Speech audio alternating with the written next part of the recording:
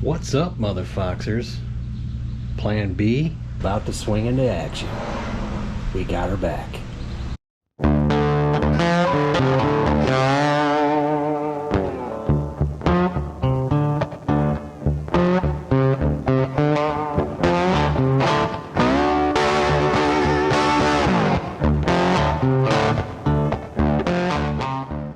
So that took a couple of weeks, just a couple of weeks. Oh, to jet wash this, bore it 30 over, and I put some freeze plugs in. He asked me if I wanted him to do that. I was like, nah. I said, you know what, dude, go ahead. You know, just obviously can't stick the back one in because I got to do the cam bearings.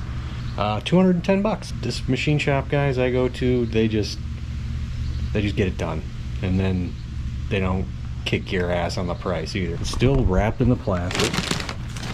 There's a cylinder. One little cylinder. It's not too bad. And then of course the other one's there. I haven't opened this up yet. I'm not gonna go ahead and do that yet, but here's the pan gasket, one piece, because this is a 91 block, so I'm not too concerned that it's not gonna fit. All right. Also, if you guys ever hear that car start, it sounds terrible.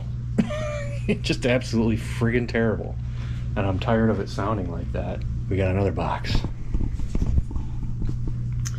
That right there is a new flywheel. It cost me 50 bucks on Rock Auto. It's a 50 ounce, so let's see, hopefully that works. I started thinking about it. It's a completely different engine, but why does it sound the same as the other engine did when it started up? And then it occurred to me, it's got the same damn flywheel in it, so we got a different one. Hopefully it'll sound like my black car when it starts, because I was highly annoyed not by just the link bar tick, tick, tick, tick, tick, but also by the way that thing started. And if you look off in the distance there, we got more Rock Auto stuff. Yeah, so tag on $200 for the block, $200 for the machining, $300 and some odd dollars for the stuff over there. So let's take a closer look at what we got. So obviously, here we go, you know, head gaskets, obviously. These are the best ones to get, in my opinion. My buddy Justin suggested those to me. I used to just get regular Felpros, but he says get that part number. Cam bearings, of course, you put them in certain spots. It tells you right here, and we'll get those installed. And then one of the big obvious things is a new pan. And yeah, that looks pretty good. Hopefully we don't have any leaks. And the interesting thing is, even though I had that plug, this one's already got one in it, so that's cool. And then over here we got these are lifters. These are normal lifters, y'all. Normal. See that? No link bars. Not at all. And the thing about these freaking lifters, the ones I bought for my other car out there a few years ago were about 150 bucks, I'd say. I think even that's a little much. I think I paid a little less than that. And they're Ford. Well, fast forward here a few years later, now they're 350 bucks. So I'm not sure. I mean, our economy is not that bad. I don't know why, but then I decided to get these, which were about 100 bucks. So we'll see if they work and see if they make noise. Hopefully not. And then over here, we got the paint, the primer for the block, and the Ford Red, all Rust-Oleum. I seen it on Uncle Tony's video, him doing it this way, so that's what I'm gonna do. It's a total of about 30 bucks. Now you can get the Por 15 engine and ammo, which is, it's legit, man, but you're paying probably about $40 for that. So this together is 30. So we're gonna do it this way. Put this down first and put that down second. Well, I guess there was a little bit of miscommunication here. I thought he was replacing these. Turns out when we had a conversation, he was asking me about these, and I said, yeah, go ahead and just replace them. I thought he was gonna do all of them, but he did give me the rest of these. I just thought he gave me what was left over that he didn't need as far as like this, but I didn't realize he didn't do those. So what I'm going to do is paint this thing, then we'll knock them out and replace them. I did take a wire wheel to this, so whatever paint's on there, it's on there pretty good, man. So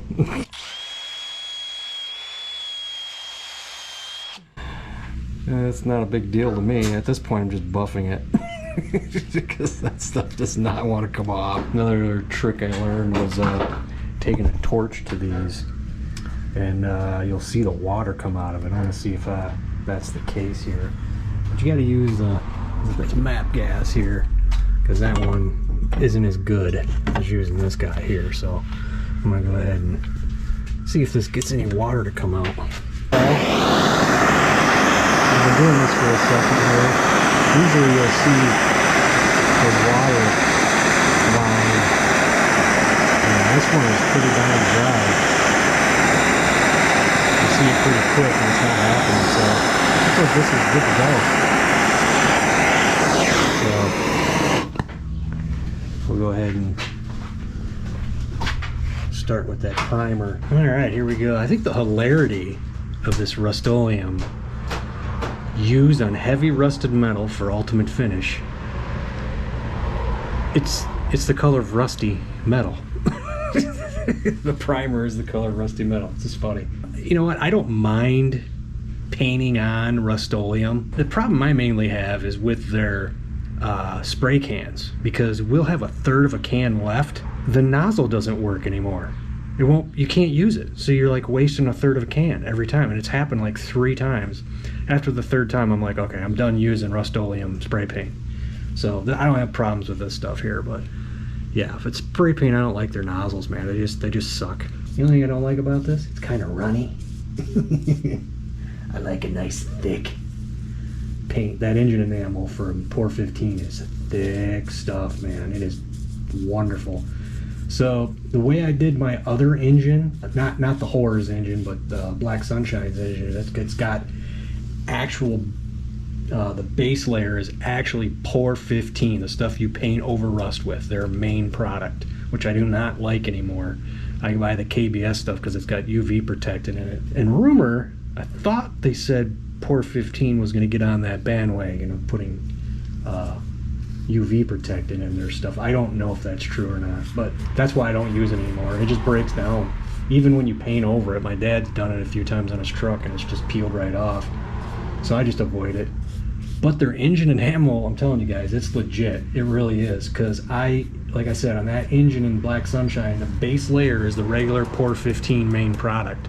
That paint is made to be painted over. That's what they make it for. So I put that down as the base layer, and then I put the engine enamel over it. We've had that engine out of there a couple of times with that on there. There's not one chip in it. So take that as, I guess, a testament to POR 15, at least in my case. But like I said, I learned this. I'm just curious because I happened to come across a video of Uncle Tony's Garage, or maybe some of you know who that guy is. But he was showing all these techniques of getting the moisture out of it and whatnot. And he just said, like, this stuff here, this rusty metal, he said, I don't know what this is made of, but it just works great. And he put this down and then put a enamel layer over that. So I was curious to try it out, and it's pretty inexpensive to do so that's why I'm doing it like this. So, and I'm curious how the results will be, especially when we pull this engine out to put the Yodi in, which should be a while. Could be a to be continued video in, like, I don't know, 5 years or so. So it sucks about these Hobo Freight paintbrushes. The bristles come off. You know, I'm sitting here thinking about this. You know, there's guys out there that do this thing called fake patina on cars. I wonder if they use this stuff for the rust when they wipe the top coat of the paint off to make it look patina. I know some people aren't big fans of that. I have a bit of a respect for it because I mean honestly, guys, I'm a former artist, if you want to say. I mean, I actually have a associate's degree in 3D computer animation from back in '97. I never pursued it because I got bored of art. So, but no, I just have a big appreciation for the guys who make that fake patina, man, because that's a talent, man. And the cool thing about it is there's no holes barred. You can do whatever you want, you know what I mean? I don't know, a lot of people just leave their cars patina, and some, I mean, patina to me doesn't work for all types of vehicles. There's some that just don't need it, just doesn't look good with it. But then there's some, if you're gonna leave a patina, in my opinion, I think you should clear coat it. I think it just looks cooler clear coated than just to leave it, you know, the raw way you found it, you know. My opinion. Everybody's got their own opinion, but I've seen a few of them with clear coat on it. It was just amazing. So far, my experience with this stuff is, I wish it was a little bit thicker, like I said. I mean, it spreads on easy. I wish it was just had a little more backbone to it, you know what I'm saying? It's just kind of running on places that are leaning, and it's driving me crazy. I wipe it away and it comes back. Here, I did it again. I know, don't put that much paint on there, right? Shut up. Here's the front of it. Getting it all around and on there. It's got to get in there again, and I'm going to get this side here, and we will bring you back when I have it done. I know some people paint this. I'm not going to be that guy, so it's just going to be oily all the time, so who cares? And there is what we'll call the first coat of the primer. Up and down, all around. Alright, car show time. We'll take the old engine whore, because she's had 2 engines in it already. Now, this will be the 3rd, and that'll be the 4th. She's an engine whore, see? And it had an engine before the engine that I got in it, because it was a 4-cylinder. So that car is appropriately named. We'll take the hooker on one last journey with her non-roller ticking machine. But I think that's good enough for now. And then tomorrow we'll come out here and we'll get another coat of this on there. I think with a coat of paint on it, I think this paint will take a little bit better. It won't be maybe it won't be so runny. I could be wrong, but there's a look at it all dried up. A little flat finish. But now I'll get this sucker opened and finalize. That's what you're hearing. Disclaimer, this camera makes this paint look orange, I assure you. It is red. Pow! That was just from the stick. So I'm gonna get a nice coat on here. Probably, I don't know, maybe do 2, maybe 3. This is a little bit thicker paint from what I've been, got some welding going on in the background, guys, like I was showing you, but this stuff is a little bit thicker than that primer stuff is, so I'm glad about that. I was wondering if that's going to be the case, and that is what it is. But it is not as thick as the 415 engine enamel. That stuff is a lot thicker and just made to go on, you know, engines. So it's good that that stuff's that thick. Like all the red engines I paint, this is like the 3rd block I've done. That 351 is red as well. Well, no, because that's the one Justin has. It was originally in the car. Then I painted that one. Then I painted the one in it. And then I painted this one. So that's 4. Okay, I got an obsession. Folks, we've done it.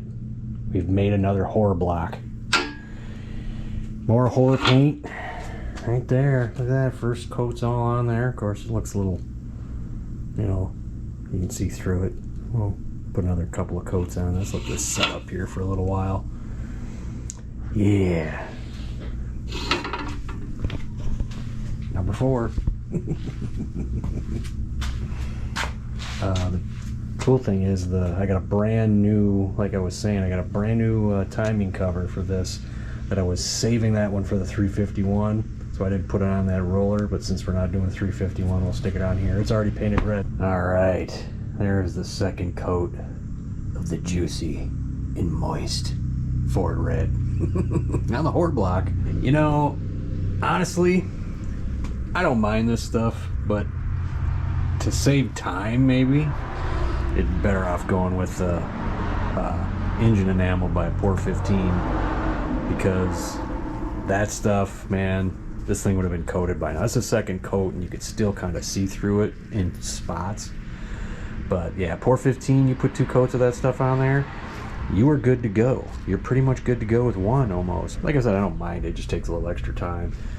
I let it dry for a few hours and came back out here and did another one.